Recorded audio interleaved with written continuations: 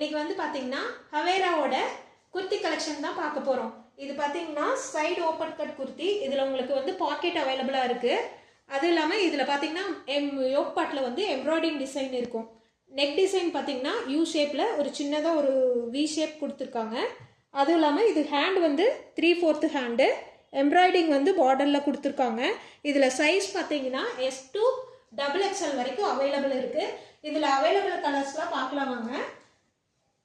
இது ஒரு கலர் வந்து அவைலபிளாக இருக்குது.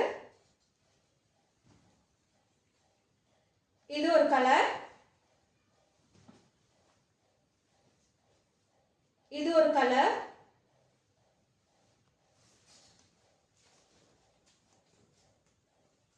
இது ஒரு கலர்,